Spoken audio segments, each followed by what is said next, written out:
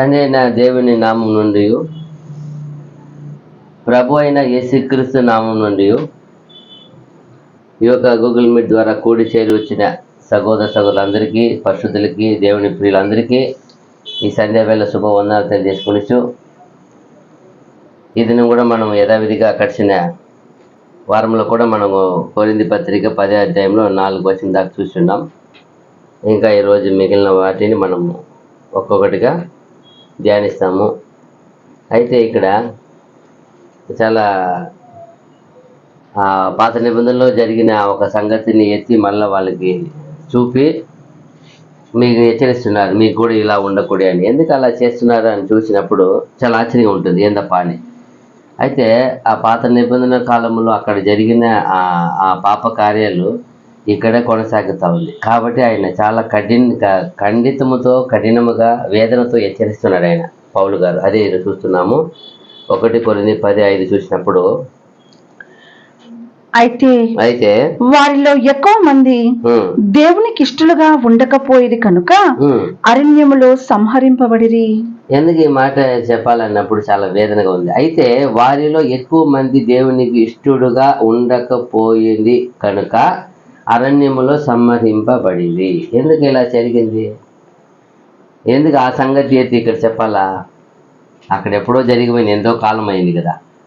అయితే ఇక్కడ ఇప్పుడు వచ్చిన ఈ కొరింథీ సంఘానికి ఎందుకు చెప్పాలన్నప్పుడు, ఈ ఒక వచనం చూసినప్పుడు ఇజ్రాయేల్ యొక్క ప్రజలు అప్పుడు జీవించిన చరిత్రలో ఉన్నది చూపిస్తున్నాడు. ఎందుకు అలా చూసినప్పుడు, వాళ్ళు ఐగుప్తు నుండి విడుదల పొందినప్పుడు ఆ దేవుడు చేసిన మహాకార్యము, ఆ ఐగుప్తులు ఎంత గొప్ప తెగులు చేశారో, అది ఎవరి కోసం చేశారో, ఎందుకు చేశారో, వీళ్ళు తన ప్రజలకు ఏం చేయాలని, మేలు కలిగి వీళ్ళని విడిపించడానికి ఆ రాజ్యమును, ఆ అధిపతులను ఏం చేశారు? వాళ్ళు ఖండించారు, దండించారు, వాళ్ళని మనసు కరిగించారు. చెప్పాలంటే ఎవరి కోసం ఇంత కార్యం అన్నప్పుడు, ఇది తన ఎన్నుకున్న ప్రజల కోసం, ఇజ్రాయేల్ జనం కోసమే ఎన్నుకొని వాళ్ళ కొరకే అంత గొప్ప కార్యము. దాదాపు అక్కడ లోపల ఎన్ని చేశారో, ఒక 10 తెగులు చేశారు. అయితే తన పిల్లలకి ఏమైనా జరిగిందంటే ఒక్కటి కూడా ఏం చేయాలి, హానికరము. అయితే వాళ్ళకి ఏమైపోయింది?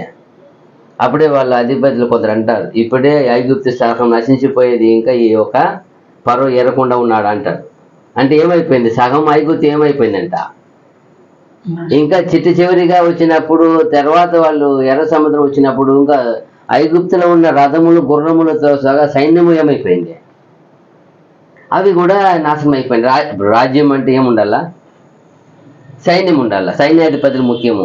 అప్పుడే కదా, వాళ్ళే కదా రక్షక బట్టలకు వచ్చి ఏం చేస్తారు, కాపాడతారు. ఇప్పుడు సైన్యమే ఏమైపోయింది? ఇప్పుడు గుర్రము, ఒక్కొక్క రథం అంటే, రథం పైన ఎన్ని మంది ఉంటారు, గుర్రాలు ఎన్ని ఉంటాయి ఒక రథం అంటే, దానిపైన ఉండే అధిపతులు ఎంతమంది ఉంటారు, అంత గొప్ప. అందరూ కూడా ఏమైపోయినారు, సముద్రంలో నశించిపోయారు. ఎవరి కోసము అని చూస్తే, తన ఎన్నుకున్న తన ప్రియమైన జనాంగం కోసము, తన భక్తుల కోసము, తన నమ్ముకున్న వారి కోసము ఇది చేశారు. అయితే వారిలో ఎక్కువ మంది దేవునికి ఇష్టడుగా ఉండకపోయేది కనుక అరణ్యములు సంహరింపబడేది.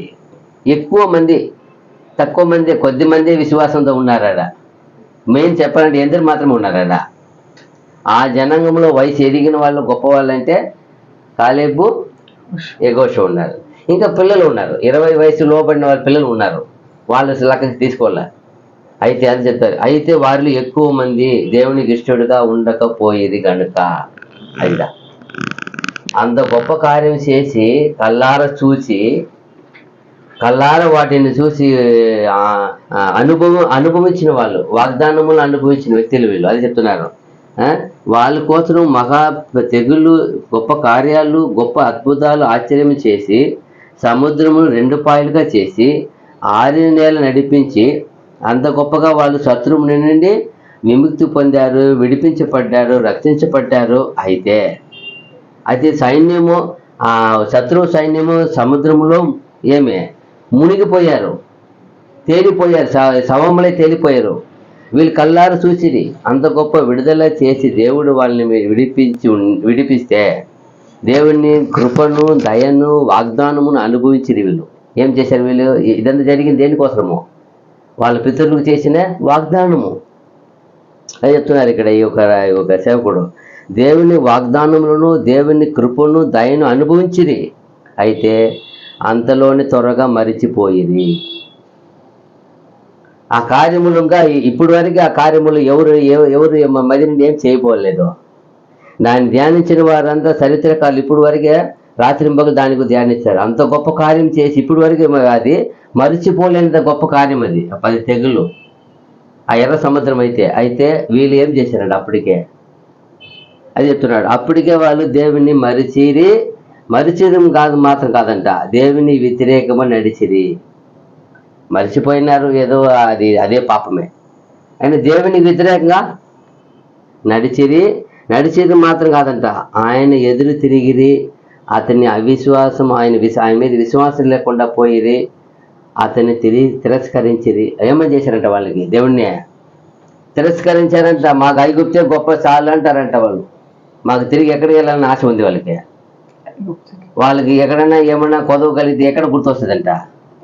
ఐగుప్తే గుర్తొస్తా ఉంది. అదిదా ఇప్పుడు ప్రాబ్లం, అదిదా వచ్చిందంటే అందుకు ఈ సంగతి అంతా ఇక్కడ వచ్చి కొరింథీ సంఘాన్ని చెప్పాలంటే, కొరింథీ సంఘం అలా పరిస్థితి వచ్చేసింది. దేవుని వాగ్దానం పొందిరావు, దేవుడు లోకం నుండి విడిపించారు, పాప శాపను విడిపించారు, రక్షణ వస్త్రం ధరిపించారు, రక్షణ సువార్తను వినిపించారు, మీలో విశ్వాసం పుట్టించారు, మీలో తీర్మానంపై చేశారు. అయితే అలాగే ఈ కొరింథీ సంఘంలో కూడా విశ్వాసులు మర్చిపోయినారంట. దాన్ని ఎత్తి ఇక్కడ చూపుతున్నారు. ఇక్కడ ఎత్తి దాన్ని చెబుతున్నారు. ఎలా చెప్తున్నారంటే, ఎందుకు ఇలా చెప్పి చూస్తానంటే, అప్పుడు ఎలా వాళ్ళు అరణ్యములో నశించరో అన్నప్పుడు ఎందుకు నశించారంటే, దేవుడు తన పిల్లలకి ఆశీర్వదించేది ఎంతో ఇష్టమో, దేవుడు తన పిల్లలను ఆశీర్వదించేది ఎంత ఇష్టమో, అలాగనే తన పిల్లలు ఎదురు తిరిగితే, వాళ్ళు తిరగబడితే దండించేది కూడా అంతే అంట దేవునికి ఇష్టం. అది చెప్తున్నాడు పౌలు ఇక్కడ. మీరు ఏమనుకున్నారు? మేము దేవుని పిల్లలము, మాకు వాగ్దానం ఉంది, మాకు రక్షణ పొందాము, సత్యం ఎరిగాము, మంచిదే, దేవుడు దీవించారు, ఉన్నతమైన పరమ ఆ ధనంతో నింపబడ్డారు, మంచిదే. అదే రీతిగా దేవునికి అవిధేయులైతే దండించేది కూడా అంతే వస్తుందంట. చెప్తారు కదా. మనం ఎక్కడ చూస్తాం? 20వ అధ్యాయంలో ఉంది కదా, ఒక అధ్యాయం మొత్తం ఉంది కదా, నిర్మకాండమా 28 ఒక సగం ఆశీర్వాదం ఉంటుంది, సగం ఏముంటుంది? మీరు విధేయులైతే మిమ్మల్ని తరుమువారు 7 మార్గం పోతారంట. మీరు అవిధేయులైతే మీరు ఏం చేస్తారంట? వీళ్ళు 7 మార్గం పోతారంట. అన్ని రాశారు అక్కడ. ఎందుకు రాశారు? అదే చెప్తున్నారు. దేవుడు తన పిల్లలను ఆశీర్వదించేది ఎంత ఇష్టమో, తన పిల్లలు అవిధేయులైతే ఎదురు తిరిగితే దండించేది కూడా దేవునికి అంతే ఇష్టమంట, అంతే నీతి అంట. ఎందుకంటే దీవించే ఆశీర్వాదం నీతి కదా, దండించేది కూడా ఏమంట ఆయనకి అదే నీతి అంట. అదే చెప్తాడు పౌలు గారు. మీరు ఏమనుకుంటారో, దేవుడు మేము సత్యం ఎరిగాం కదా, సత్యాన్ని మేము విశ్వసించాం కదా, సత్యం మమ్మల్ని విడిపించింది కదా, మంచిదే. ఆ సత్యంలో నిలబడి కడవరకు ఉంటే మీకు అది ఆశీర్వాదంగా వస్తుందట. మీ సత్యానికి అవిధేయులై కొన్ని చేసి కొన్ని చేయలేమంటే ఖచ్చితంగా రాదంట. అదే చెప్తారు పౌలు ఇక్కడ. మీ దేవుడు అలాగే మీకు ఇది హెచ్చరిక అని చెప్తారంట పౌలు గారు ఈ వాక్యం. అయితే వారిలో ఎక్కువ మంది దేవునికి ఇష్టడుగా ఉండకపోయిది కనుక అరణ్యములో సంహరింపబడింది. ఎందుకు సంహరింపబడ్డారంటే, దేవునితో ఏం చేయలే, అంత గొప్ప కార్యం చూశారు వాళ్ళు. ఆ గొప్ప ఏమన్నా ఒక మాట ఉంది కదా, వాళ్ళ ఐగుప్తుని కొల్లగొట్టిరి అని ఉంది. వీళ్ళు పోతే చాలని భయపడి వాళ్ళు ఏం చేశారు? అడిగిన వాటిని అంతా వెండి అడిగిన వాళ్ళకి వెండి, బంగారు అడిగిన వాళ్ళకి బంగారు, పట్టు అడిగిన వాళ్ళకి పట్టు వస్త్రము, ఏమి అడిగినా ఇచ్చేసారంట వాళ్ళు. చెప్తారు ఒకవైపు ఒక విధంగా చూస్తే ఐగుప్తుని మీరు ఏం చేశారంట? కొల్లగొట్టిరి. నేను అలాగే చేస్తాను దేవుడు వాగ్దానం చేశాడు. వాళ్ళకి ఏం చేశారు దేవుడు? వాళ్ళకి అదే అంట, దేవుడు వాగ్దానంలో అనుభవించినారు మీరు, దేవుడు గొప్ప ఆశీర్వాదం అనుభవించారు మీరు, దేవుడు కార్యములు కల్లారు చూశారు మీరు, చూసి కూడా ఏమైనారు? వీళ్ళు అవిధేయులైనారు కదా, విశ్వాసం చూపకుండా అవిశ్వాసం చూపించారు కదా. అదే విశ్వాస ఘాతకులు అయినారంట. చెప్పాలంటే విశ్వాస ఘాతకులు అంటే నమ్మక ద్రోగులు అయినారంట. నమ్మకంగా దేవుడు నా బిడ్డని తెలుసుకొని వస్తే ఇప్పుడు ఏమైపోయినారు వీళ్ళు? ఏది అపాయం వచ్చినా దేన్ని గుర్తు చేసుకుంటారు వీళ్ళు? మదర్లు ఎప్పుడు ఏమున్నాయంట? ఐగుప్తే ఉందంట. మేము అక్కడ కేవలం ఇప్పుడు వాళ్ళు ఒక చోట రాస్తారు, రైట్, ఒక గొప్ప పరిశోధకుడు రాశాడు, చిన్న పిల్లలు వల్లే వాళ్ళ మాంసానికి ఏడ్చినారంట. ఇప్పుడు వాళ్ళ ఇంట్లో చిన్న చిన్న పిల్లలు ఉన్నారు, ఏదో ఒకటి ఒక ఎల్కేజీ పిల్లలు, యూకేజీ పిల్లలు, వాళ్ళు ఎంత వయసు 4-5 వయసులో ఉంటారు. వాళ్ళు ఏమన్నా కావాలి లేదంటే ఏం చేస్తారు? వాళ్ళు ఏడుస్తారు. వాళ్ళకి ఏమి లేదని అంటాము, ఎదగలేదు. ఎదగలేదు కాబట్టి జ్ఞానం లేదు కాబట్టి వాళ్ళు ఏడ్చే ఫోన్లో రైచే అంటాం. అది వస్తు గురించి దాని గురించి ఏం లేదు వాళ్ళకి. అది మంచిదా చెడు ఏం ఆహ్వానం ఉండదు. అది వ్యర్థమైన వాటిని మనకు అసలు తెలీదు. అలాగే ఈ ఐగుప్తుల గురించి, ఐగుప్తులో ఉన్న ఒక కేవలం ఆహారం తలుచుకొని మాకు మాంసము పెట్టుకోవాలని ఏడ్చినారంట వాళ్ళు. ఇది చాలా దేవుడికి చాలా కోపం వచ్చిందంట. మిగతా విషయాలకు చూసినప్పుడు అది విగ్రహాన్ని ఉపచారం ఘోరమైంది. కానీ చిన్న అల్పమైన విషయం అంటే ఆహారం అనేది, ఆహారాన్ని ఏడ్చారంట వీళ్ళు. వేసరైన ఆహారాన్ని కూడా వాళ్ళు ఏడ్చినారు. అది కూడా దేవుడు బాధపడేదంట. నేను అడిగితే ఇయ్యలేనా? తండ్రి అడిగితే ఇయ్యలేరా? ఇస్తారు కదా, ఇచ్చినారు కదా. అయితే దాన్ని అడిగే విధం బాగలేదంట. ఏడ్చినారంట, దుఃఖపడారంట. అప్పుడు మోషే పోయి ఏడుస్తారంట, ఓ నంది దేవుడి, అయ్యో నన్ను ఎందుకు ఇంత బాధ, ఇన్ని మందికి ఎక్కడికి పోతాను దేవుడు అన్నప్పుడు నీకేం దేవుడు చెయ్యి అంత కొరసగా ఉందా? నువ్వు చెప్పు, రేపు వేళ వాళ్ళకి ఏం చేస్తారో మాంసం భుజించు చెప్పురా అంటారు. అలాగే పోయి చెప్తారు మోషే, రేపు మీరు భుజిస్తారంట, ఏడవకుడి. ఏంది చిన్న పిల్లల వల్లే ఆపుతున్నారు, పోయి దేవుడు ఇస్తారంటే ఏడవకుడి ఆపు. ఇదేనికి ఆపన్నారంటే మాంసం కొరకు, కేవలం మాంసం. దేవుని ఎంత గొప్పగా పరీక్షించారంటే వాళ్ళు, ఘోరంగా అంతగా పరీక్షించారంట వాళ్ళు. ఆయన కోపం రేపినారంట. అందుకే ఆయన అంటాడు అక్కడ మాట చూడు, ద్వితీయోపదేశ కాండము 1:34-35 చూస్తే, ద్వితీయోపదేశ కాండము 1:34-35.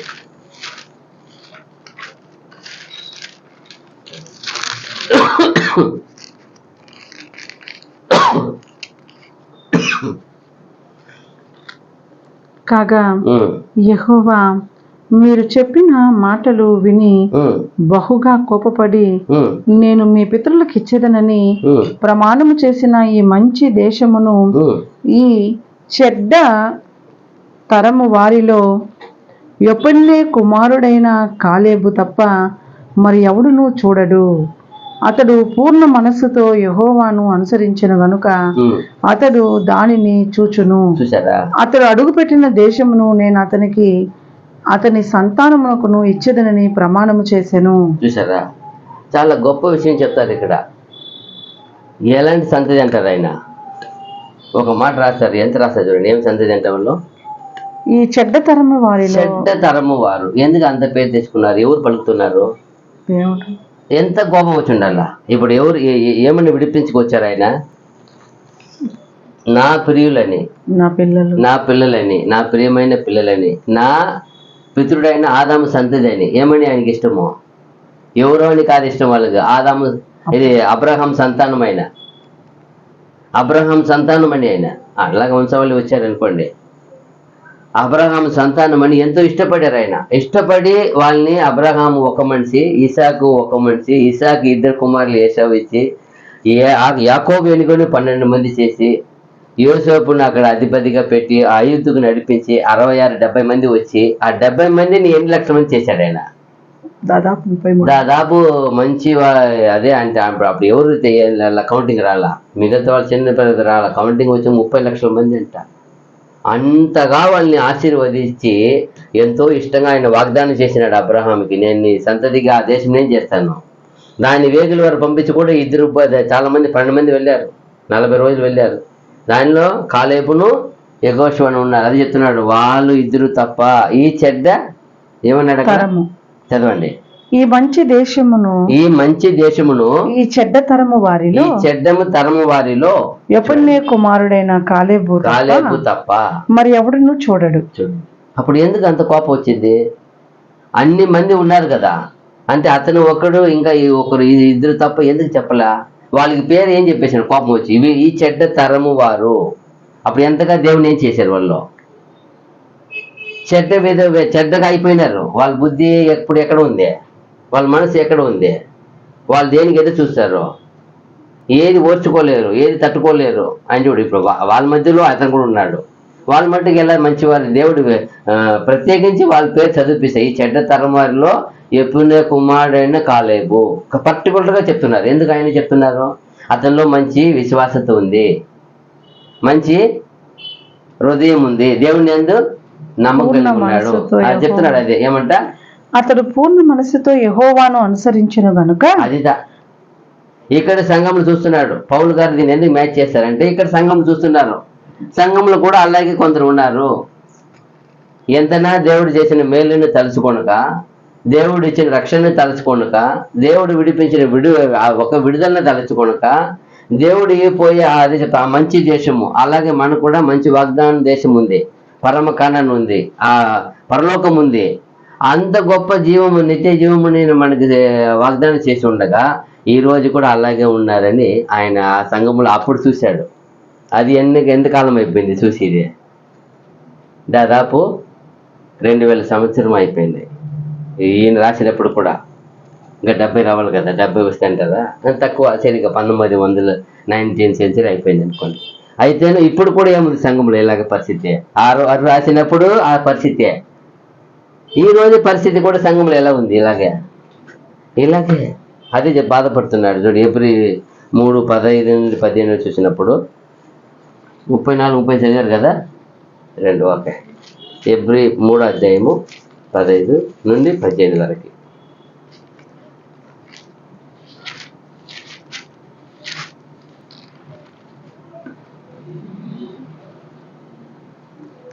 April 3, 15. ఓకే. మీరు ఆయన శబ్దమును నేడు మీరు ఆయన శబ్దమును విని ఎడల కోపము పుట్టించినప్పటి వలె మీ హృదయములను కఠినపరచు కొనకూడని. ఇక్కడ ముఖ్యమైన విషయాన్ని ఎత్తి సేవకుడు పెడుతున్నాడు. ఎందుకు అక్కడ ఏం జరిగింది, అక్కడ మళ్ళా ఈ సంగతి ఎందుకు చెప్పాలంటే, మీరు ఎవరు వాళ్ళ అంట, నేడు మీరు ఆయన శబ్దమును విని ఎడల, మీరు ఆయన శబ్దమును విని ఎడల విన్నాము. మన ఆయన శబ్దం విన్నాము, ఆయన వాక్యం విశ్వసించాము, ఒప్పుకున్నాం, విన్న వాళ్ళే. కోపం పుట్టించినప్పటి వలె మీ హృదయములను కఠినపరచు కొనకూడని. అదిదా ఇప్పుడు విషయం. అక్కడ ఏం పరుచుకున్నారు అందరూ? యెఫున్నె కుమారుడైన కాలేబు, యెహోషువ తప్ప మిగతా వాళ్ళు ఏం పరుచుకున్నారు? కఠినపరుచుకున్నారు హృదయాన్ని. అదే చెప్తాను, మీరు ఇప్పుడు కూడా ఏం చేసుకోవద్దండి. ఎక్కడ ఉండే మాటను ఎత్తి ఎక్కడ చెప్తున్నాడు? ఎందుకంటే సంఘములో అలాంటి పరిస్థితి వచ్చేసింది. అక్కడ అంతగా ఆయన దేవుని సంఘముగా ఆశపడి, దేవుడి వాక్కు ప్రకారం, దేవుని చిత్త ప్రకారము సువార్త చెప్పి మారు మనసు పుట్టించి దేవుని బిడ్డలుగా వాళ్ళ సమాజముగా సంఘము ఏర్పరిస్తే, వీళ్ళైనను ఏమంట ఒకటి అంటారు కదా, కుక్క తోకర వంకర అనమాట, అలాగనే పోతున్నారు వీళ్ళు. అదే అక్కడ ఆయన బాధపడుతున్నాడు. అప్పటి వల్ల మీరు కొనకూడని ఆయన చెప్పాను గనుక పాపం వలన కలుగు భ్రమచేత మీలో ఎవడును కఠినపరచు కొనకుండునట్లు. ఎందుకు హృదయం కఠినపరచదండి? ఎందుకు కఠిన హృదయం అయినారంటే ఏముంది వాళ్ళు వచ్చింది? పాపము వలన కలుగు భ్రమ. అదితా పాపము ఆలోచిస్తూ ఉంటే, పాపముని ఎప్పుడు తలలో పెట్టుకుంటా ఉంటే, పాపం వల్ల వచ్చే జీవితం ఏముంది? మరణం ఉంది. పాపం వల్ల ఏం రోగం వస్తుంది, ఎన్నో ఉన్నాయి పాపం వల్ల అన్ని. అదే చెప్తారు, పాపమును ఏం చేశారు వాళ్ళు? పాపం వల్ల కలుగు భ్రమచేత మీలో ఎవడును కఠినపరచబడకుండునట్లు. అదిదా కఠినపరుస్తారంటే అక్కడ ఏముంది? లోపల ఏం వచ్చేసిందంట? పాపం వచ్చింది. కఠినపరచకుండునట్లు నేడు అనబడు సమయం ఉండగానే ప్రతి దినమును ఒకరినొకడు బుద్ధి చెప్పుకొనుడి.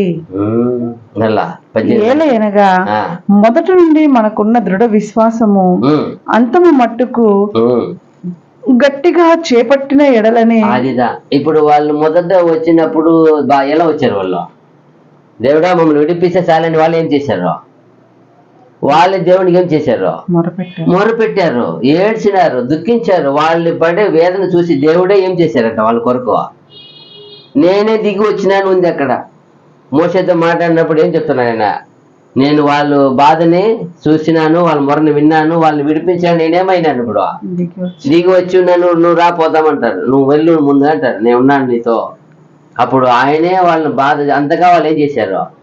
విశ్వసించారు. అప్పుడు అయితే ఆ ఒక్క విశ్వాసం ఎక్కడి వరకు లేదు వాళ్ళకి, అంతం మట్టుకు. అదిదా ఇక్కడ కావాలి. ఈ రోజు ఈ సంఘములు కూడా అది చూస్తున్నాడు. అక్కడ కొరింథీ సంఘములు ఏమీ లేదు చూస్తున్నాడు. మీకు విశ్వాసం ఉంది, నేను వచ్చి సువార్త చెప్పినట్టు అంగీకరించారు, విశ్వసించారు, ఒప్పుకున్నారు. అయితే మీరు కొందరు ఎందుకు ఇలా మారారు? పాపము వల్ల మీ బ్రహ్మచేత ఏం చేశారు? మీరు ఇప్పుడు మీలో పాపం వచ్చేసింది. ఇది ఎక్కడ కంపేర్ చేస్తున్నారు? ఇది అక్కడ వచ్చింది. అలాగే వాళ్ళు విడిపించినప్పుడు బాగున్నారు, భక్తిగా ఉన్నారు, బలిని అంగీకరించారు, బలిని మన పస్కా బలిని చక్కగా చేశారు, భుజించారు, చక్కగా కట్టుకున్నారు. అక్కడే ఏది సమార దూతలు ఏం చేశారు? వాళ్ళు దాటారు, అన్ని చేసి వచ్చినారు, సముద్రం దాటి కూడా వచ్చారు, ఎంత గొప్పగా ఉన్నారు. అయితే కొంతలో వచ్చిన తర్వాత అన్నీ మర్చిపోయినారు. మర్చిపోయి వాళ్ళ ఏమైనారు? మళ్ళా దృఢ విశ్వాసము అంతం మట్టుకు గట్టిగా చేపట్టిన ఎడలనే, అంతము వరకు చేపట్టిన ఎడలనే క్రీస్తులో పాలివారమై ఉందుము. విని కోపం పుట్టించిన వారెవరు? మోషే చేత నడిపింపబడి ఐగుప్తులో నుండి బయలుదేరి వచ్చిన వారందరే కదా. ఎవరి మీద 40 ఏండ్లు ఆయన కోపగించెను? ఎవరి మీద కోపడ్డారు మళ్ళా 40 ఏండ్లు? పాపము చేసిన వారి మీదనే కదా. వారి శవములు అరణ్యములో రాలిపోయెను. తన విశ్రాంతిలో ప్రవేశింపరని ఎవరిని గురించి ప్రమాణము చేసినాను? అవిధేయులైన వారిని గుర్చియే కదా. అదిదా అందరూ ఉన్నారు అక్కడ. అయితే కొందరు ఉన్నారు, కొందరు ఇటు ఉన్నారు. చూడండి ఎంత బాగుంది. చూడండి ఎవరి మీద ఆయన కోపపడ్డాడు? ఎందుకు ఎవరిని 40 రాలిపోయింది? ఎవరు? ఆయనకి అవిధేయులైన వారి చేత ఆయనే కదా. వాళ్ళ కోపం పుట్టించిన వారే కదా. ఇప్పుడు కూడా అంతే. సంఘం ఉంది, సమాజం ఉంది, పరిశుద్ధులు ఉన్నారు, సేవ ఉంది, సేవకులు ఉన్నారు, అందరూ ఉన్నాము. కానీ ఎవరు ఎలా ఉన్నాము అనేది అక్కడ కావాలి. కోపం దేవుడికి పుట్టించినట్టుగా మన మాటలు ఉన్నాయా? ఆ రోజు సంఘములో అలాగే ఉందంట. ఈ కొరింథీ కాలంలో పౌలు గారు సంఘములో అలాగే పుట్టిస్తున్నారంట కోపము. మనం చూస్తున్నాం కదా ముందు, ఎప్పుడు చూస్తున్నాం కదా ముందు కూడా అధ్యాయంలో. అప్పుడు స్టార్టింగ్లో నేను పౌలు వాడను, నేను కేఫా వాడను. అప్పుడు ఎంత కోపం వచ్చిండదు. వాళ్ళందరూ ఎలా ఉన్నారు? ఒకటే, వాళ్ళు ఐక్యంగా ఉన్నారు. సేవ చేసి అందరికీ ఒక సేవ అప్పగించే దేవుడు చేస్తుంటే వీళ్ళు ఏం చేస్తున్నారు?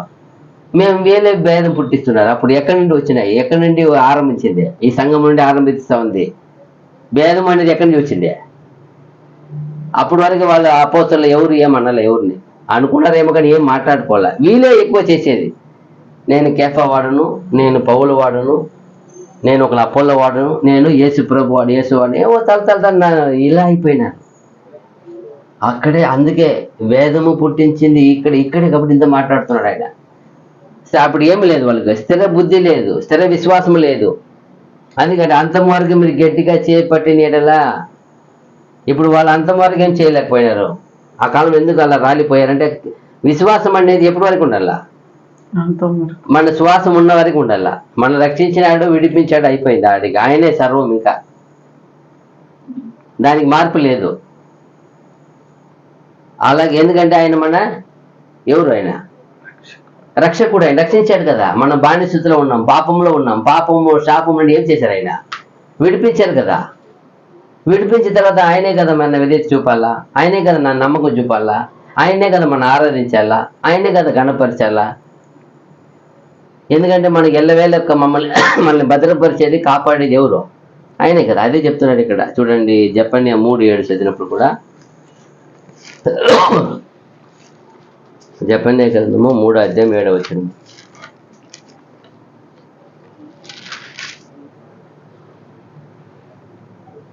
దాని విషయమై నా నిర్ణయం అంతటి చొప్పున మీ నివాస స్థలము సర్వనాశనము కాకుండానట్లు నా యందు భయభక్తులు కలిగి శిక్షకు లోబడుదురని నేను అనుకుంటుని గాని వారు దుష్క్రియలు చేయుట యందు అత్యాశ గలవారైరి. ఈయనేమనుకున్నారు?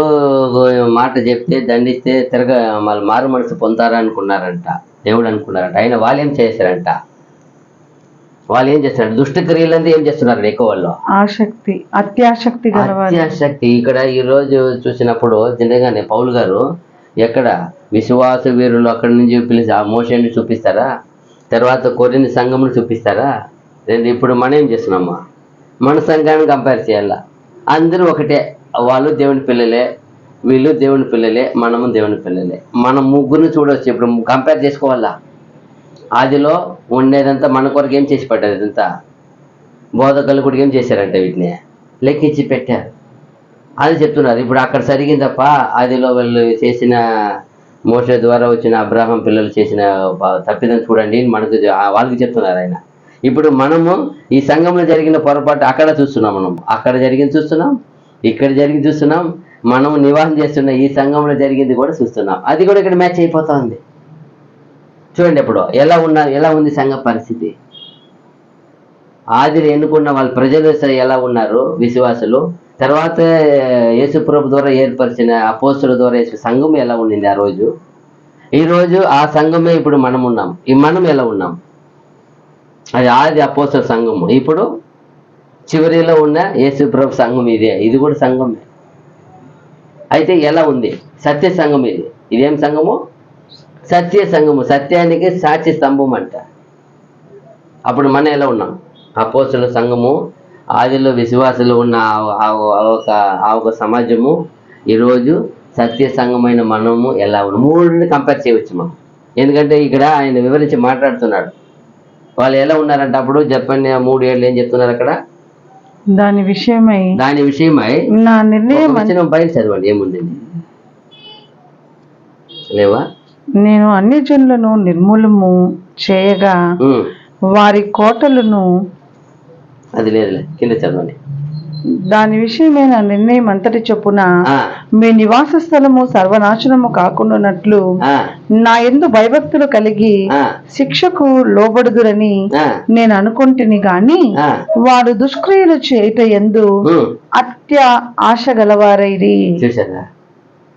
కొంచెం దేవుడు శిక్షించి చూశాడంట. శిక్షకు మారు మనసు పొందుతారో ఏమో, దెబ్బకు మారు మనసు పొందారో ఏమో అని. అయితే వాళ్ళు ఏమంట?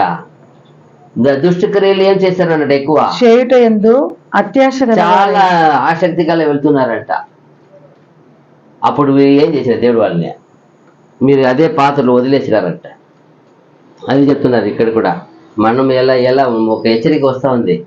మనం సంఘంగా ఉన్నామా? ఆయన ఎన్నుకున్న ప్రియులుగా ఉన్నామా? ఆయన పిల్లలుగా ఉన్నామా? ఆయన కుమారునికి కోరుకున్న ఆ వధువుగా ఉన్నామా? సాఫ్ట్నెస్, బ్యూటీనెస్ ఎలా ఉండాలా? ఆ వధువు అంటే ఎలా ఉండాలా? అందంగా ఉండాలా, అలంకారంగా ఉండాలా, గుణవతి ఉండాలా. దేవుడు అన్ని విషయంలో సంగమునికి ఏముండాలి? ఆయన మాదిరి ఉండాలా. అదే కదా చూసేది. చూడండి 2 కొరింథీ 7:1 చూసినప్పుడు కూడా 2 కొరింథీ 7:1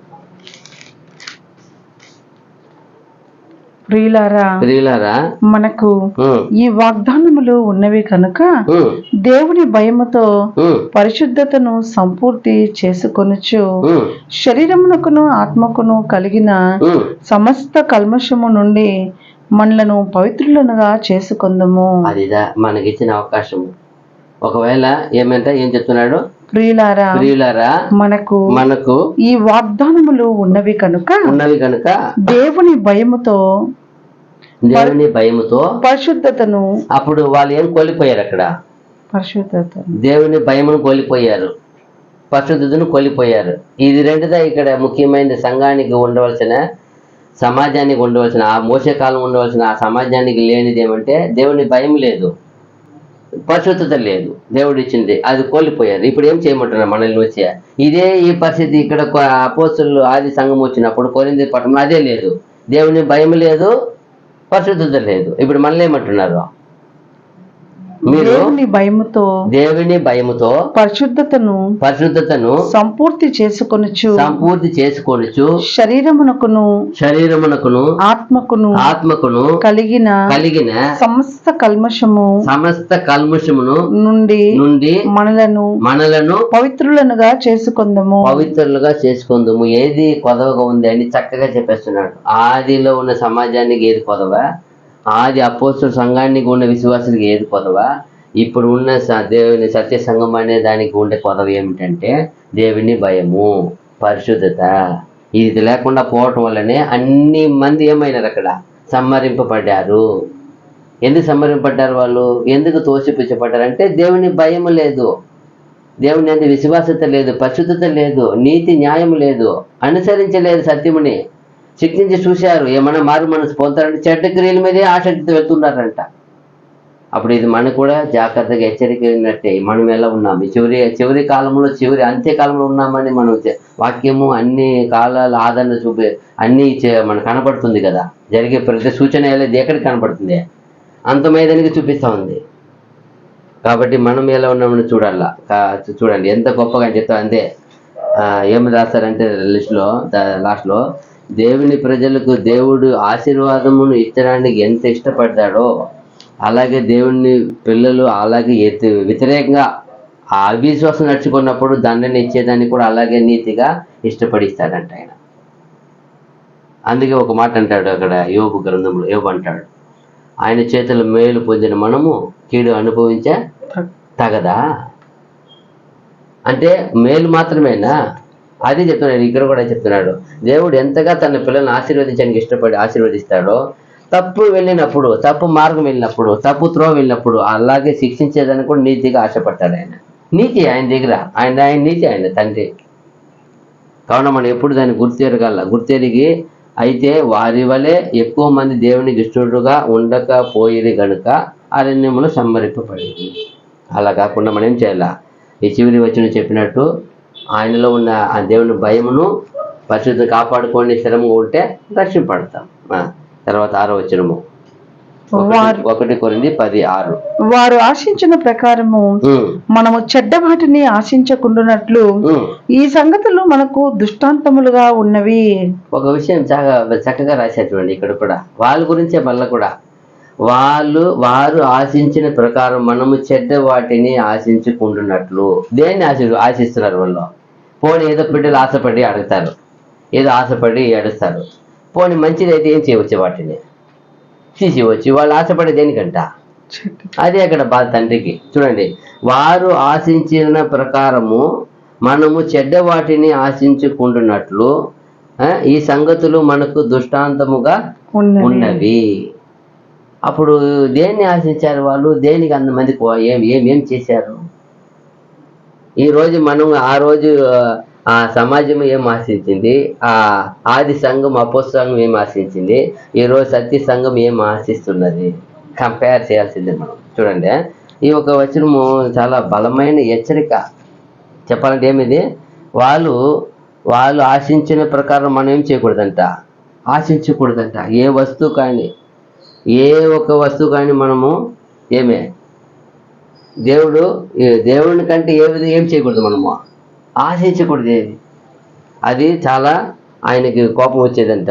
ఏమంటే ఎప్పుడు మనిషి ఏది ఎక్కువ ఆశపడతారంట, ఎక్కువ సుఖభోగాన్ని ఇష్టపడారంట వీళ్ళు. వాళ్ళు ఇష్టపడింది ఏమంటే అక్కడ సుఖభోగాన్ని. అక్కడ ఏం చేస్తున్నారు వాళ్ళు? మాకు ఐగుప్తులలో ఉన్నాము, ఐగుప్తులలో తిన్నాము, ఏదే తలుచుకుంటారంట వాళ్ళు. మాట్లాడేది ఏమైనా మాట్లాడితే వాళ్ళకి ఏమొస్తాయి నోట్లో? ఐగుప్తు గురించి వస్తుంది. మేము చిన్న విషయం కాదు, చిన్న విషయం, అల్ప విషయం. ఏమి ఉల్లిపాయలు ఏమంది లేదు, గార్లిక్ తెల్లగడ్డ గురించి మాట్లాడతారు వాళ్ళు.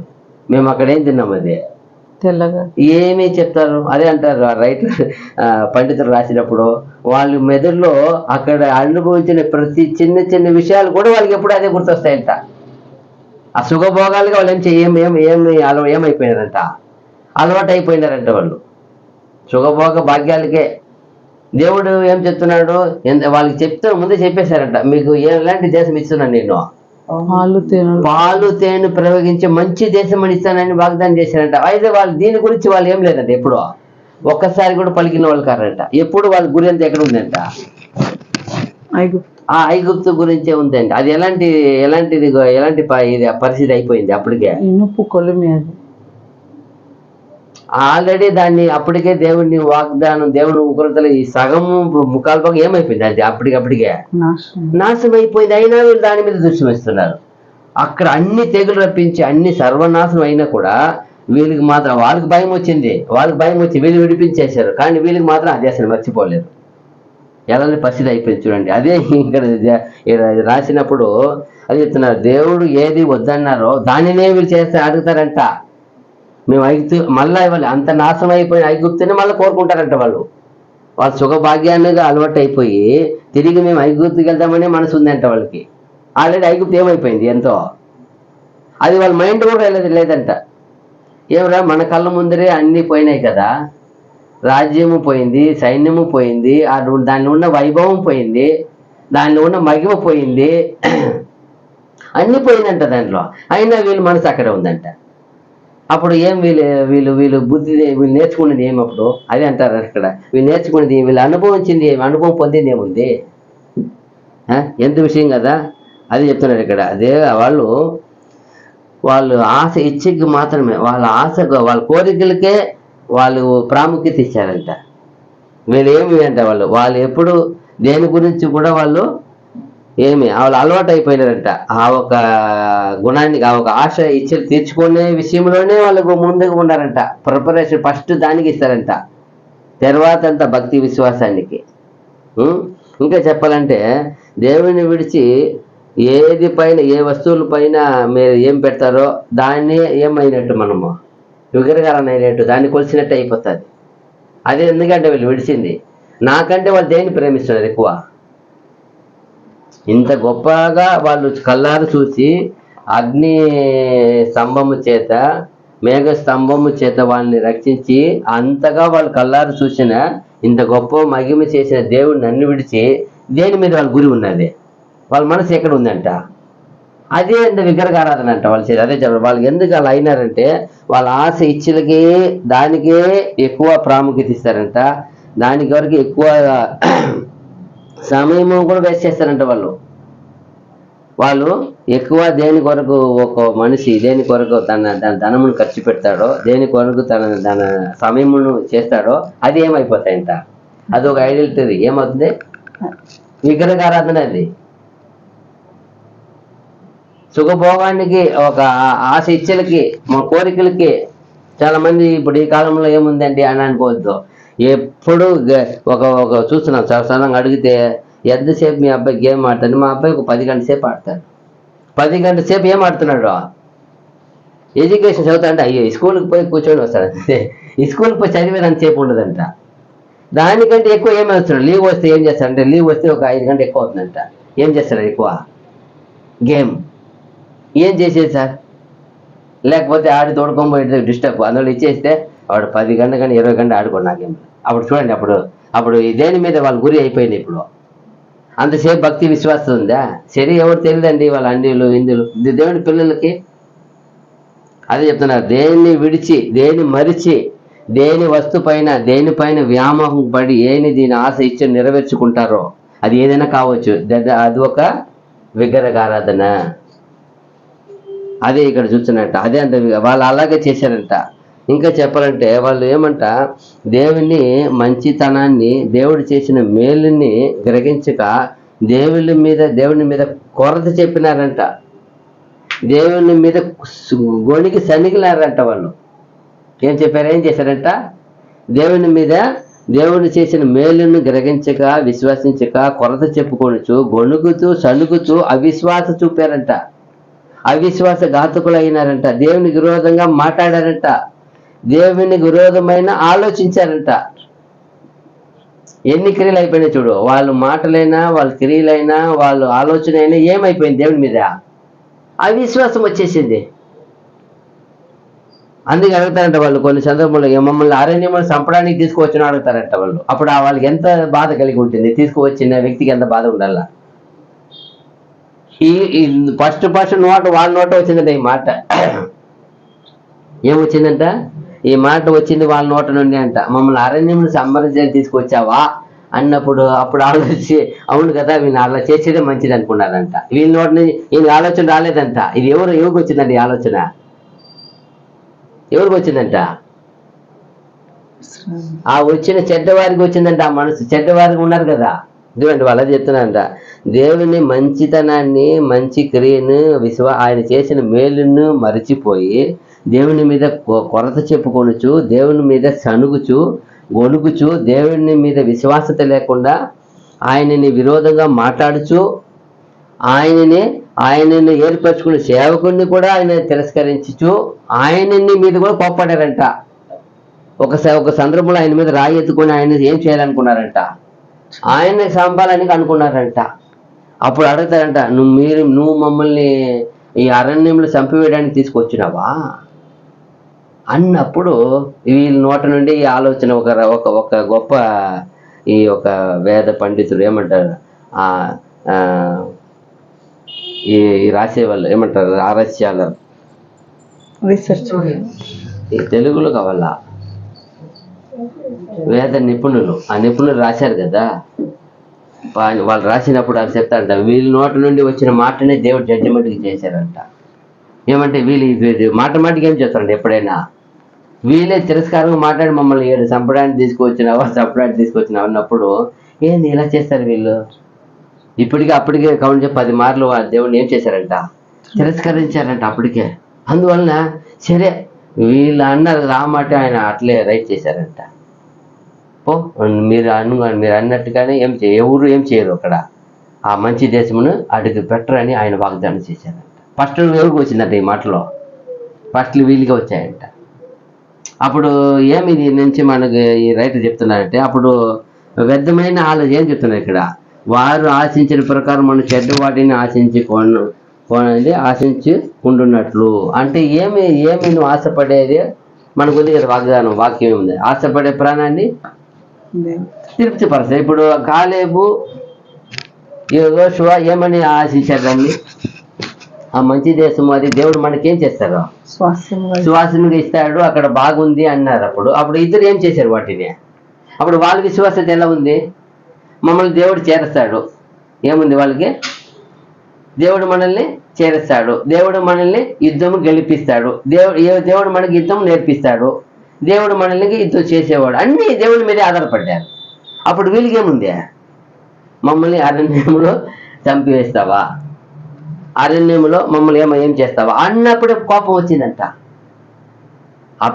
అప్పుడు ప్రతి విశ్వాసి కూడా సనుగు కొనుక ఎవరు కానీ దేవుని వ్యతిరేకంగా మాట్లాడక, ఈ చాలా మంది ఇప్పుడు చూస్తే సంఘంలో, ఆ రోజు సమాజంలో అలా ఉంది. అక్కడ ఐగుప్తులో ఉండి వచ్చిన సమాజంలో ఉన్న అందరికీ అలా ఉంది, ఎక్కువ మంది. తర్వాత చూసినప్పుడు ఈరోజు అక్కడ కొరింథీ సంఘంలో ఏముంది? అపోస్తలుల కాలంలో ఉన్న కొరింథీ సంఘంలో అలాగే ఉంది, కొనుగేది శనిగేది విధంగా మాట్లాడుతుంది. పోనీ అక్కడ ఈరోజు సత్య సంఘం అనే సంఘంలో ఏముంది? సేమ్ అలాగే ఉంది, గోనుకోవడము, సనుకోవడము, దేవుడు చేసిన మేలు మర్చిపోవడము. అప్పుడు ఇచ్చిన సత్యము, ఇవ్వబోయే గొప్ప రక్షణ ఏం చేయలే వాళ్ళు. అందరూ దృష్టి ఉంచలా, దాని మీద గురి ఉంచలా. అదే యేసు ప్రభుల వారు అపోస్తులు దేని మీద గురి ఉంచారు? పొందబోయే మగ మీదట ఇప్పుడు కాల శ్రమ ఏం లేదన్నారు.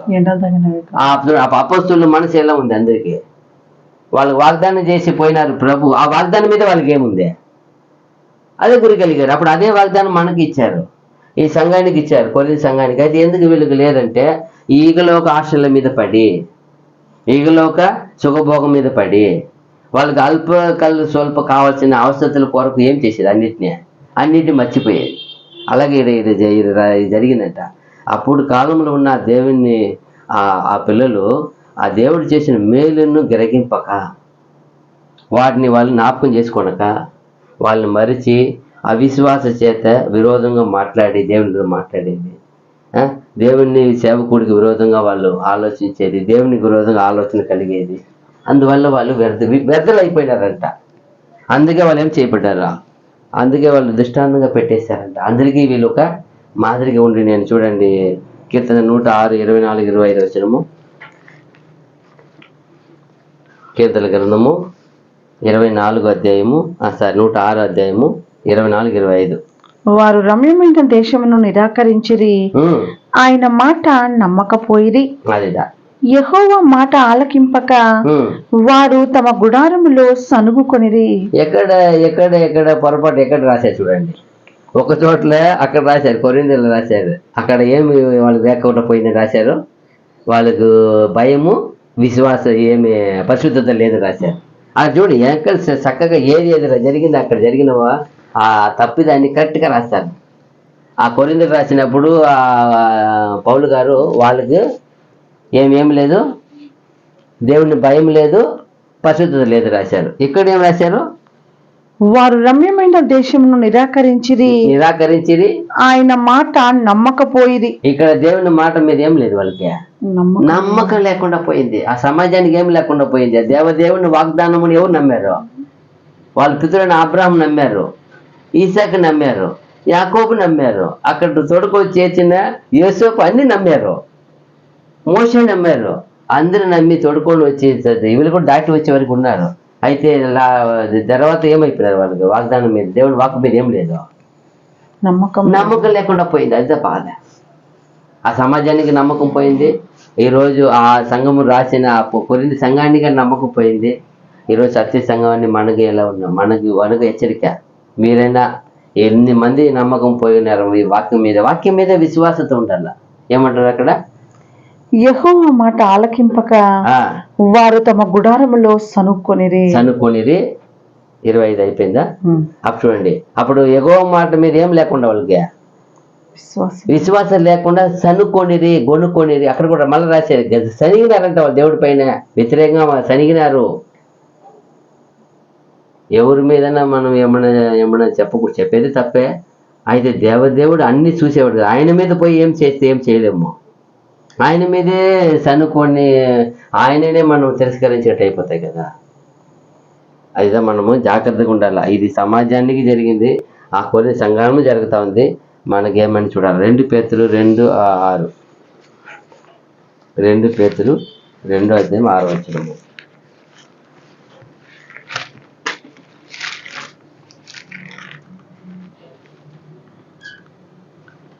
మరియు ఆయన సొదొమ గొమొర్రాలను పట్టణములను భస్మము చేసి ముందుకు భక్తిహీనులకు వారికి వాటిని దుష్టాంతముగా ఉంచుటకై వాటికి నాశనము విధించి.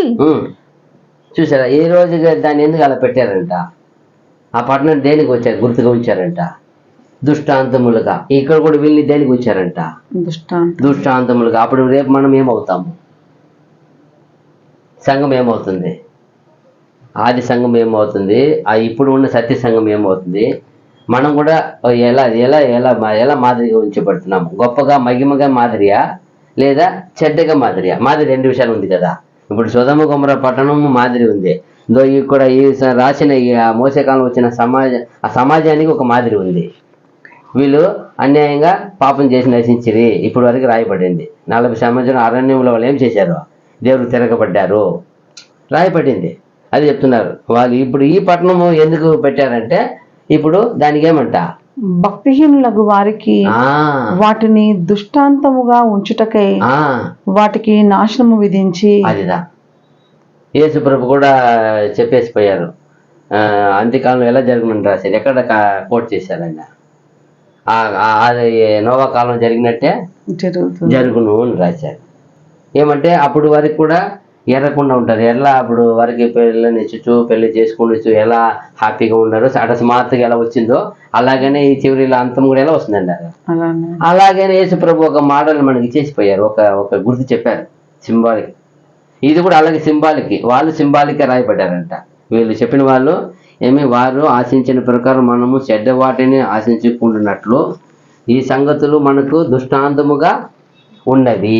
అప్పుడు వీళ్ళే దృష్టాంతంగా పెట్టేశారు. ఇప్పుడు మనము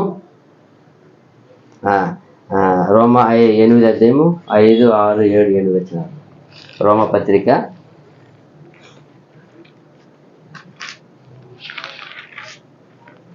8, 5,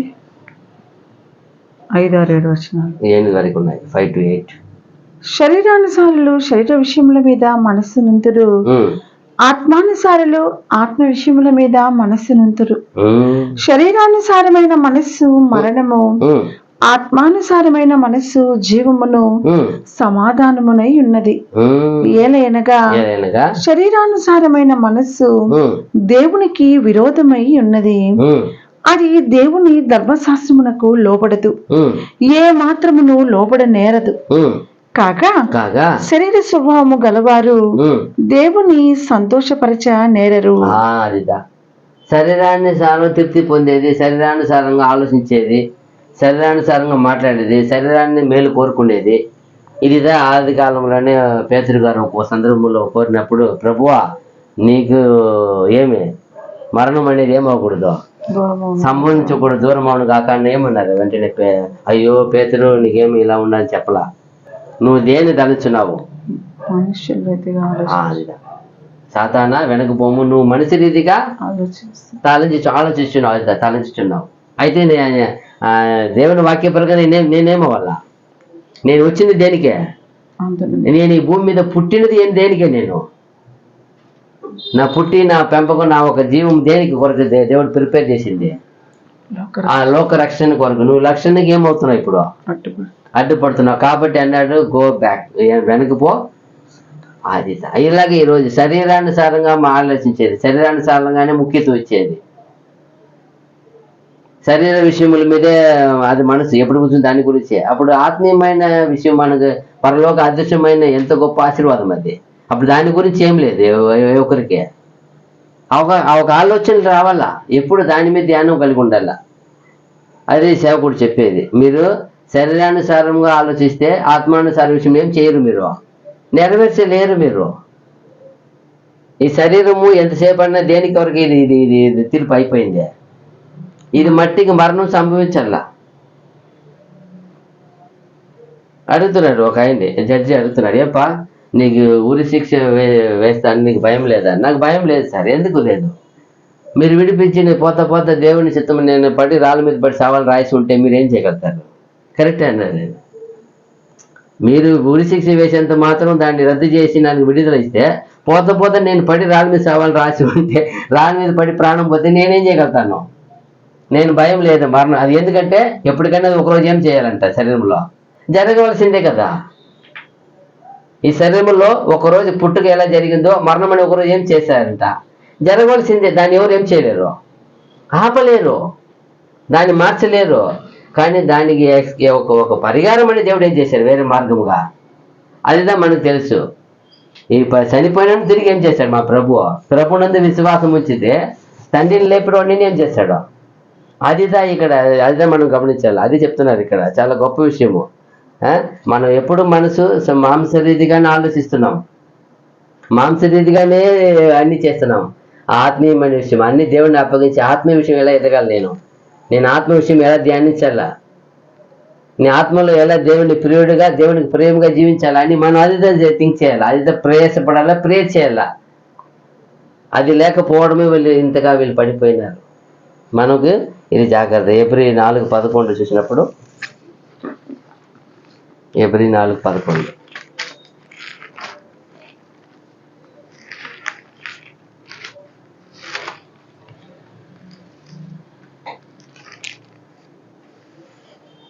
కాబట్టి అవిధేయత వలన వారు పడిపోయినట్లుగా మనలో ఎవడనో పడిపోకుండా ఆ విశ్రాంతిలో ప్రవేశించుటకు జాగ్రత్త పడదుము. ఇప్పుడు ఇంకొకటి విషయం ఏంటి కదా బయలుపడింది. ఆ కాలం వాళ్ళు చేసిన పొరపాటు ఏమి, ఒకటి దేవుడి మీద భయభక్తి లేదు, పరిశుద్ధత లేదు. తర్వాత ఇక్కడేం చూసాం ముందు,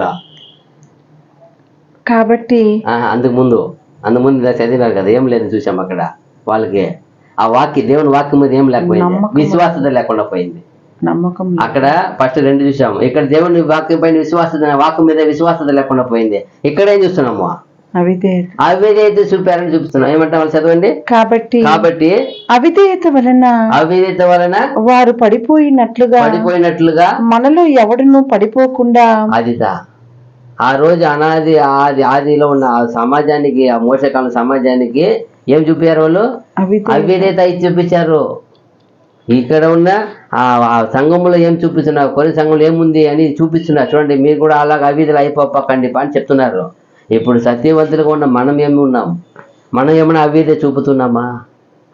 ఎందుకంటే మనకు అప్లై చేయాలి. ఇది అందరికీ వాక్యం ఒకటే కదా.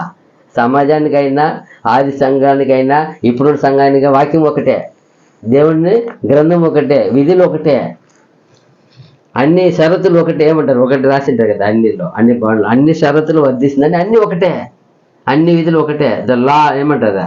లా అండ్ ఆర్డర్ ఒకటే అంటారు, ఓన్లీ వన్. అలాగే ఇక్కడ ఏం చెప్తున్నారు మళ్ళా? 1 పేతురు 1:14-10 1 పేతురు 1:14-10. నేను పరిశుద్ధుడై ఉన్నాను కనుక మీరును పరిశుద్ధులై ఉండుడని వ్రాయబడి ఉన్నది. కాగా మీరు విధేయులకు పిల్లలై మీ పూర్వపు అజ్ఞాన దశలో మీకుండిన ఆశలను అనుసరించి ప్రవర్తింపక మిమ్మల్ని పిలిచిన వాడు పరిశుద్ధుడైన ప్రకారము మీరును సమస్త ప్రవర్తన యందు పరిశుద్ధులై ఉండుడి. ఇక్కడ ఒక మాట అంటారు, సమస్త ప్రవక్తన ఎందును ఏముండాలంట? పరిశుద్ధులై. అన్ని ఏదైనా చేస్తున్నాము, ఎలా చేస్తున్నాము? చాలా మంది ఒక ఇది సంపాదన ఎలా సంపాదించవచ్చు, అది కాదు, ఇది లోకం ఎలా అంటుంది. అది దేవుని బిడ్డలకి ఏముంది? నీతితో కూడిన ఆదాయము, నీతితో కూడిన లాభము. అనీతితో కూడిన లాభము దేనికంట? శవానికి ఈక్వల్ అంటారు ఒక చోట్ల, సాముద్రికం చెప్తుంది. అనీతిగా వచ్చిన ఆ లాభం ఎలాంటిదంట? అదే సమం అంటేది అంట, ఆవాంటి అంట, దుర్లాభం అంటది. అప్పుడు చూడండి, అప్పుడు ఏదైనా నీతితో కూడిన, ఇక్కడ ఏమంటున్నారు? మీ ప్రవక్త అన్నీ ఎలా ఉండాలంట? దేవునిలో పరిశుద్ధంగా ఉండాలంటారు. మీ మాటలా, మీ చూపా, మీ ధ్యానమా, మీ అలవాట, మీ ఆగారమా, మీ నడవడిక, మీ వెళ్ళి వచ్చి ఏ స్థలమ్మా, అన్నింటిలో ఎలా ఉండాలి? నువ్వు పవిత్రంగా ఉండాలి. అదే దేవుని పెట్టడానికి రుజువు, అదే దేవునికి ఇష్టము. ఇదిదా అక్కడ చూశారు, సమాజంలో చూశారు, అక్కడ కొత్తపడలేదు. సంఘంలో చూస్తున్నారు, కనపడిందా లేదని. ఇప్పుడు మనలో చూస్తున్నారు, మనలో కనపడిందా లేదా. కనపడితే మనం ఏం చేస్తాం? ఆయన ఆశీర్వాదం పొందుకుంటాం. మనకు కూడా హెచ్చరికనే ఇది. చూడండి, ఎంత గొప్ప విషయం చూడండి. వారు ఆశించిన ప్రకారం మనము చెడ్డ వాటిని ఆశించుకుంటున్నట్లు ఈ సంగతులు మనకు దృష్టాంతములుగా ఉన్నది. ఈ దృష్టాంతంగా రాశారు వాళ్ళనే. ఇప్పుడు తర్వాత 7వ వచనము 1 కొరింథీ 17. జనులు తినుటకును త్రాగుటకును కూర్చుండి ఆడుటకు లేచిరి అని వ్రాయబడినట్లు వారిలో కొందరి వలె మీరు విగ్రహారాధికులై ఉండకుడి. చూసారా ఎంత? చూడండి, ఏమంట? జనులు తినుటకును త్రాగుటకును కూర్చుండి ఆడుటకు లేచిరి అని రాయబడినట్లు వారిలో కొందరి వల్లే మీరు విగ్రహారాధికులై ఉండకుడి. ఎందుకు ఇలా రాశారు అన్నప్పుడు, అక్కడ ఆదిలో ఏమైపోయినారు? సేమ్ కొంతకాలం వెళ్ళిపోయి వచ్చే లోపల ఏం చేసేసారు వాళ్ళు? అప్పటికే ఎంత కంపేర్ చూడండి.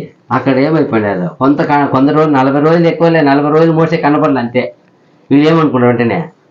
మాకు నడిపించేదానికి ఆయనకి అది విషయం. పోయిన మనిషి ఏమైనా బాధ దిగులు ఎవరికి లేదు. ఆయనకి ఏమైందో మాకు తెలియదు. ఏమంటారు వాళ్ళు? ఆయనకి ఏం సంబంధించిన మేము ఎరగము. ఆయన ఉన్నాడో లేడో, ఆయన ఉన్నాడో లేదో తెలియదు. కాబట్టి మాకు ముందు నచ్చేది ఏం కావాలా? చూడండి అప్పుడు ఎంత. చూడండి, నాయకుడు ఉన్నప్పుడు నాయకుని ఏం ఊరికే పెట్టలే, విసిగి పిండేశారు ఆయన్ని కూడా. ఆయన ఉన్నప్పుడు ఏదో దేవుని దగ్గర పోయి వాగ్దానం తీసుకొస్తామని పిలిచి దేవుని చిత్తప్రకారం వెళితే అంత కొంతకాలం ఓర్చుకొని ఉండలేదు. దేవుడు ఇక్కడ వీళ్ళు విశ్రాంతి ఇచ్చి, నీళ్ళు ఇచ్చి, అన్నీ ఇచ్చి భద్రంగా పెడితే, అన్నీ దేవుడు చూసుకుంటే కూడా వీళ్ళకి ఊరికే ఉండలేదు. ఏమంటారంటే అది చెప్తారు.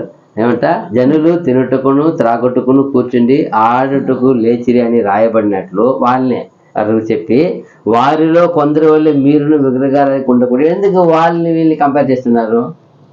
వాళ్ళు అలాగే పోవచ్చు లోపల ఏం చేసేసారు? అక్కడ దూడను చేసి, దేవునికి విరోధంగా పాపం చేసి, విగ్రహారాధన చేసి, ఆయన చేతులు రాసిచ్చిన పలకను కూడా ఏం చేశారు? వాళ్ళ ఇది కూడా పోగొట్టుకునే పరిస్థితి. అక్కడ కూడా ఏమైంది? మళ్ళా దేవునికి ఇష్టం వచ్చి ఆయన మోసం ఏం చేస్తారు? ఇదిగా చాలా చాలా ఘోరమైన పరిస్థితి జరుగుతుంది అక్కడ కూడా. చెప్పాలంటే యుద్ధం చాలా సహోదరులు ఏం చేసే పరిస్థితి వచ్చింది. ఇప్పుడు చంపుకునే పరిస్థితి వచ్చింది. దానికి ఏం కారణము? విగ్రహారాధన. ఏం చేయలే వాళ్ళు, దేవుని వాక్కు ఏం చేయలే, లోబడటల్లా, విశ్వాసించటల్లా. విగ్రహారాధికం చేసి పాప అది తెచ్చి ఇక్కడ చెప్తున్నాడు. ఇక్కడ పౌలు ఎందుకు పాత నిబంధనలకు ఆ సంభవాన్ని గుర్తు చేసుకున్నాడంటే, అలా చేయకూడదు ఎందుకు ఎందుకు కొరింథీ చెప్తున్నారు చూస్తే, ఆ సంఘంలో అట్లే నడుచుకున్నారంట కొందరు. వాళ్ళు ఏమంటే కొందరు వ్యతిరేకంగా వేరే విధంగాన అదే విగ్రహారాన్ని ఈడబడేదానికి ఏమంటారా జరిగించారంట వాళ్ళు కొంతకాలం అయినాక మనకేమి ఇంకా ఇక్కడ దీని గురించి మనకు సరిగా అవగాహన లేదని తిరిగి వెనకకి వెళ్ళిపోయేదానికి ఉన్నారంట వాళ్ళు. అప్పుడు వచ్చి ఈ ఒక పౌలు గారు హెచ్చరికిస్తున్నారంట కొరింథీ సంఘంలో. ఎందుకంటే వాళ్ళు వెళ్ళి సర్వసాధారణంగా అక్కడ విగ్రహారాధన గుడిలో జరిగే ఒక విందులో పాల్గొంటారంట. అది ఏమి వాళ్ళకి ఏమనిపించలేదంట, దాని గురించి ఏమి వాళ్ళు ఏం మాత్రం క్యారీ చేయలేదంట. అది సర్వసాధారణంగా అయిపోయిందంట. ఆడ పోవడము, అక్కడ బలమైన అక్కడ గుడిలు భయంకరంగా ఉంది విగ్రహారాధికులు, వాళ్ళు చాలా పండుగలు చేస్తారు, చాలా ఆ విందులు చేస్తారు. ఆ విందులో వెళ్ళి వీళ్ళు పాల్గొని బాగా తిని వచ్చేవారంట. అలా కలుసుకున్నప్పుడు పౌలు దీన్ని చూసినప్పుడు కటాకని ఖండించారంట. ఖండించి అప్పుడు చెప్తారంట, మీరు అట్టి వాటిలో ఖచ్చితంగా కలుసుకోనకూడదని అని ఎదురెదురుగానే చాలా చేశారంట. అప్పుడు చేసినప్పుడు అలాంటి ఒక పాల్గొన్న వారు ఇతనికి తిరగబడ్డారంట. వాళ్ళకు పలుకుపోటు కలిగిన వ్యక్తి అంట. వాళ్ళు ఏం చేసినా సరే అన్నట్టే, మా విశ్వాసం మాది, మీరు ఎవరు చెప్పినట్టు అంటారంట. మా విశ్వాసము ఈ కాలం కూడా అదే ఉన్నారు కదా, అక్కడ ఉన్నారని కాదు, ఈ కాలం ఎలా ఉన్నారు. మా విశ్వాసం మాకు తెలుసు, మా విశ్వాసం దేవుడికి తెలుసు. మీ విశ్వాసం మా విశ్వాసం కాదు, అన్ని విశ్వాసం ఎక్కడ ఉండాలా? ఇది దేవుడు చెప్పేది అన్ని విశ్వాసం ఎక్కడ ఉండాలా? నేను నా వాక్కు ప్రకారం ఉండాలా. నా వాక్కు యేసుప్రభు ఎలా ఉన్నాడు, యేసుప్రభు ఏం చెప్పారు, మీ యొక్క మధ్యవర్తికి పంపిన ప్రభు ఏం చెప్పారు, ఆయన వాక్కు మేరకు ఉండాలా. ఎవరి విశ్వాసం గురించి చెప్పలాగా దేవుడికి అందరికీ ఏముండాలా, ఒక్కటే ఉండాలా. ఏమంటారు అక్కడ, ఒక్కటే ఒకటే దేవుడు, ఒకటే ప్రభు, ఒకటే విశ్వాసం, ఒకటే జ్ఞానస్థానం, ఒకటే అన్ని ఒకటే వేరే వేరే కాదు. ఆ కాలంలో పెందెకొస్తున్నప్పుడు ఎలా ఉండిందంటే వాళ్ళ హృదయం అంతా ఏక హృదయము. అప్పుడు ఏమని అర్థము, ఒక పైన విశ్వాసం ఉంచాలి, అది దాకా చెప్తున్నాడు. ఇక్కడ కొందరు ఉన్నప్పుడు ఆయన్నే మా విశ్వాసం మాది అంటారంట. మా నమ్మకం మాది, మా గుణము దేవుడు తెలుసు, మా పరిస్థితి మా భక్తి దేవుడు తెలుసు అన్నప్పుడు ఆయన చెప్తున్నాడు. అప్పుడు చెప్పినప్పుడు ధనము పొగ ఏమంటారు, పదవియా, ధనము గొప్ప గొప్ప ఉన్నత ఒక నేమ్ అనుకోండి, మంచి ఆహారము, సాంగత్యము, ఇలాంటి మీద వాళ్ళు ఎక్కువ ఆశ పెట్టుకొని వాటిని వచ్చి దేన్ని కంపేర్ చేయరంట. వాళ్ళకు ధనం సంపాదించే విషయంలో, పేరు సంపాదించే విషయంలో, ఆహార విషయంలో, సాంగత్య విషయంలో, వీటిని వీళ్ళు ఏ ఒక్కటి కూడా పద్ధతి లేకుండా ఉంటారంట. అది ఎట్లయినా వస్తే పర్లేదంటారంట. మాకు జ్ఞానం ఉంది, మాకు తెలివి ఉంది, మాకు బలం ఉంది, మాకు మంచి టాలెంట్ ఉంది, గుణం ఉంది, మేము సంపాదిస్తాం. దీన్ని ఏం చేయరంట వాళ్ళు. దీన్ని ఏ విషయంలోనూ వాళ్ళ ఆశని అద్దె పెట్టలేరంట. అదే అంట జరిగింది. దాని కొరకు వాళ్ళు ఎక్కువ ఆశని పెంచుకొని దాని కొరకు వాళ్ళు విగ్రహారాధన వెళ్ళి తినేది కూడా మానుకోలేదంట. ఇక్కడ వచ్చి ఆరాధన చేయాలా, వెళ్ళాలా, మేము ఎక్కడికైనా వెళ్తాం, అది మా సౌకర్యం అన్నట్టుగా ఉండాలంట. మనము దేవుణ్ణి విడిచి వేరే ఏదైనా ఒక స్థానంలో పెట్టామంటే, అది మొదటి స్థానంగా పెట్టామంటే అది ఏమైపోతుంది, విగ్రహారాధన అయిపోతుంది. అది చెప్తున్నాడు. అందుకే చెప్తానంటే ఇక్కడ 1:8 చూసినప్పుడు,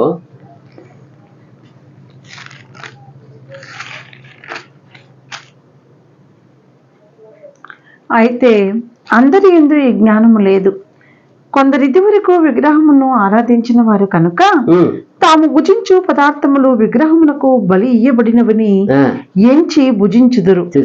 ఇందువలన వారి మనస్సాక్షి బలహీనమైనదై అపవిత్రమగుచున్నది. బలహీనం ఏమైపోతుంది, అపవిత్రం అయిపోయి. ఎందుకు అపవిత్రం అవుతుంది?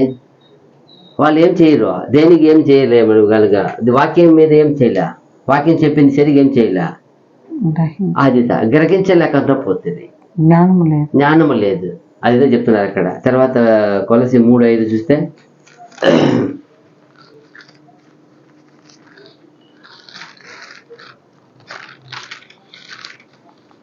కొలసి 3:5.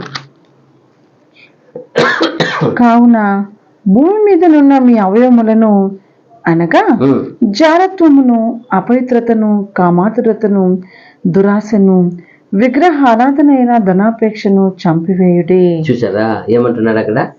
కావున భూమి మీదనున్న మీ అవయవములను అనగా జారత్వమును, అపవిత్రతను, కామాతురతను, దురాశను, విగ్రహారాధన అయిన ధనాపేక్షను చంపివేయుడి. అందుకే అక్కడ రాశారు అన్నమాట, విగ్రహారాధనను, ధనాపేక్ష. ధనం ఎట్టైనా సంపాదించాలా అనేది కూడా ఏమది విగ్రహారాధన. అది చెప్తున్నాడు, అన్నిటినీ మీరు చంపివేయండి. ఎంత బాగా చెప్తున్నాడు. అందుకే అంటే ఆ కాలంలో వీళ్ళు సంపాదించే విషయం కానీ, ఆ ధనం విషయంలో కానీ, పేరు ప్రఖ్యాతి విషయంలో కానీ, ఆహార విషయంలో కానీ, సాంగత్యం అనే విషయంలో కానీ వీళ్ళు అతి ఆశ పెట్టుకుంటారంట. వాటిని కంట్రోల్ చేయరంట వాళ్ళు, వాటికి అద్దు లేవంట. అలాగే అందుకే ఇక్కడ పౌలు గారు ఆ కాలంలో కొందరు అక్కడ ఇక్కడ ఇలాగ మీరు చేయకూడదు, ఎందుకు చెప్తున్నారు? కొందరు అలాగే నడుచుకున్నారంట. నడుచుకునేది ఆయన విని మరి చెప్తారంట, అలాగే ఆరాధించారంట. వాళ్ళు అటు ఇటు ఉన్నారంట. చూడండి అప్పుడు ఎంతగా ఉంది సంఘం ఆ పరిస్థితి. రోమా 12:2. మీరు ఈ లోక మర్యాదను అనుసరింపక ఉత్తమమును, అనుకూలమును, సంపూర్ణమునైన దేవుని చిత్తమేదో పరీక్షించి తెలుసుకున్నట్లు మీ మనస్సు మారి నూతన ఒకటి వలన రూపాంతరము పొందుడి. మనకు పిలిచింది ఏమి? లోకములో ఉండేది అది పాత హృదయము, పాత రోత హృదయమే అది. అయితే ప్రభు ఏం చేశారు? వచ్చి మన హృదయాన్ని ఏం చేశారు? తన పవిత్ర రక్తం చేత ఏం చేశారు? మన హృదయమునే మార్చి అప్పుడు నూతనమైన ఏం చేయాలా?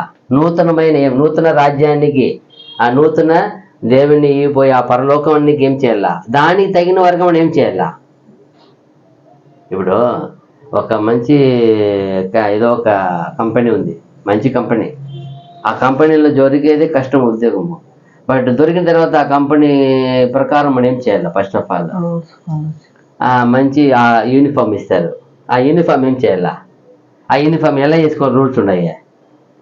తగి వాళ్ళకి టక్ చేసుకొని బాగా బ్యూటీగా రోజు షేవింగ్ చేసుకొని లోపల రావాలా. అప్పుడు ఏం చేయాలి? కంపెనీ రూల్స్ అది ఫార్మాలిటీ. ఖచ్చితంగా పోయేటప్పుడు ఎలా ఉండాలా? అంతే రూల్స్. ఫిట్గా ఉండాలి. నాకు బాగలేదండి అంటే రాకూడదు, అవసరం లేదు. నువ్వు వర్క్ చేసేటప్పుడు బయట బాగలేకపోతే ఎందుకు హాలిడే లీవ్ పెట్టావు అంతే. Company rules. అలాగే ఇప్పుడు మనం పరలోక రాజ్యానికి సెలెక్ట్ అయినాం మనం. అప్పుడు పరలోక రాజ్యమును వెళ్ళడానికి మార్గము ప్రభు చూపించారు. ప్రభు ఇచ్చేసి ఉన్నారు ఆ సత్యమునంతా. అప్పుడు మనకి తెలుసు, గ్రహించి ఒప్పుకున్నాము. అప్పుడు ఆ పద్ధతిని మనం ఫాలో చేయకుండా, ఆ మార్పు లేకుండా ఆ హృదయాన్ని ఏం చేయమన్నాడు ఆయన? మీరు పవిత్ర హృదయం ఏం చేయమంటారు అక్కడ?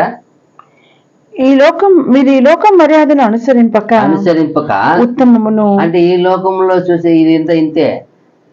ఉత్తమమును, అనుకూలమును, సంపూర్ణమునైన దేవుని చిత్తమేదో పరీక్షించి తెలుసుకున్నట్లు మీ మనస్సు మారి నూతన మొగట వలన రూపాంతరము పొందుడి. అక్కడ ఏమేమంతా ఆదిలో సమాజంలో లేదో, ఆ సంఘములో లేదు అని చెప్తున్నారు అక్కడ. మీ హృదయము పవిత్రం అవ్వట వలన రూపాంతరం పొందుడి. ఏమేమి విషయం చెప్తున్నారు అక్కడ? ఫస్ట్ లో 3 విషయం చెప్పారు. ఏం చెప్పారు? ఉత్తమమును, అనుకూలమును, సంపూర్ణమును. ఇదంతా ఎవరికి ఉత్తమము, ఎవరికి అనుకూలం, ఎవరికి సంపూర్ణత? దేవునికి యేసుక్రీస్తు మూలంగా చెప్పిన వాక్యానికి. ఏదో నాకు అనుకూలం ఈరోజు అనుకుంటారు, అనేకలు అలాగే అనుకుంటారు. దేవుని బిడ్డ చాలా మంది నాకు అనుకూలంగా ఉందా, నాకు సంపూర్ణంగా ఉందా, నాకు తృప్తిగా ఉందా? నీకు కాదు చెప్పింది అదా. ఆడు చెప్తున్నారు ఏమంట? ఉత్తమమును, అనుకూలమును, సంపూర్ణమునైన యేసు ప్రభు చెప్పిన ఆయనకి. ఆయన వధువుగా అంటే ఇప్పుడు ఆయన ప్రియురాలంటే ఆయన మాట వినాలా.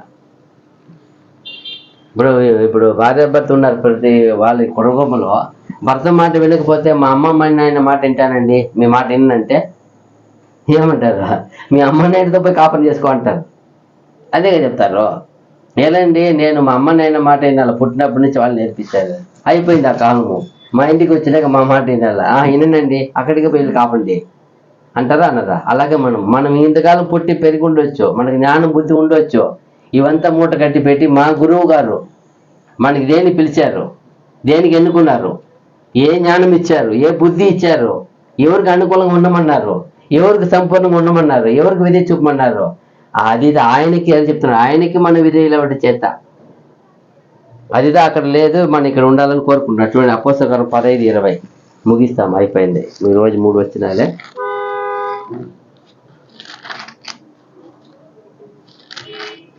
అపోస్తల 15:20 కాబట్టి అన్యజనులలో నుండి దేవుని వైపు తిరుగుచున్న వారిని మనము కష్టపెట్టక విగ్రహ సంబంధమైన అపవిత్రతను జారత్వమును గొంతు పిసికి చంపిన దానిని రక్తమును విసర్జించుటకు వారికి పత్రిక వ్రాసి పంపవలనని నా అభిప్రాయము. ఇది తీర్మానించారంట అక్కడ సంఘంలో పెద్దలు ఆది అపోస్తల సంఘంలో. వీళ్ళంతా కలిసి మాట్లాడుకొని కొత్తగా వచ్చిన మారు మనసు పొందిన హిందువులు వస్తారు కదా, అందరికీ ఏం రాశారంటే ఒక ముఖ్యమైన విషయాలు రాశారు. ఫస్ట్ ఏమన్నారు? విగ్రహారాధన విషయంలో పోకూడదు, వ్యభిచారము, వ్యభిచారం చేయకూడదు, గొంతు పిసికి చంపిన దానిని, అది అటువంటి విషయంలో ఏం చేయకూడదు. ఇది ముఖ్యమైన విషయం రాశారు. రక్తమును అదే రక్తము తినకూడదు, విసర్జించుటకు వారికి పత్రిక రాసి పంపవలెను తీర్మానించాము ఉండేది నా అభిప్రాయం. అదిదా అప్పుడు మనం చూడాలి ఏం ముఖ్యమైన విషయం మనకు రాశారో. ఆ విశ్వాసము, పరిశుద్ధత, సత్యము, నీతి, న్యాయం ఇదంతా మనకు ఏమి తొలగిపోయేది కదా. అది ఆదిలో మనం లేకపోయింది, ఇప్పుడు దేవుని వచ్చాం కదా. ఇదే అక్కడ పౌలు గారు చెప్తున్నారు పదే సంఘానికి, మీరు అట్టి వారే ఉండకూడదు. ఏమంట? జనులు తినుటకును త్రాగుటకును కూర్చుండి ఆడుటకు లేచిరి అని రాయబడినట్లు వారిలో కొందరు వల్లే మీరు విగ్రహారాధకులు ఉండకూడి.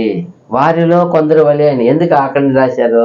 ఇక్కడ వచ్చి ఎవరు ఈరోజు విగ్రహారం చేయము. ఆయన విగ్రహారం అనే ధనాపేక్ష ఉంది కదా, ఆశ ఉంది కదా, ఎట్లయినా సంపాదించి సరిపోతుంది. దేవుడు వాక్యం ఎలా ఉంది? దేవుడు ఏం చెప్పారు? దేని కంపేర్ చేశారు? నాకంటే దేనిని మీరు ప్రేమిస్తారు ఏమైపోతుంది అదిదా. కావున మనము దేవుని చిత్తం వలన ఈరోజు 3 వచనం చూసిన దేవుని చిత్తం అయితే రాబో దినంలో ఇలాగే మనము ఈ యొక్క పాఠాలను కంటిన్యూ చేస్తాం. ఇంతవరకు ఓపిక విన్న అందరికీ ప్రభు నామములో వందనములు. God bless you. ఆమేన్.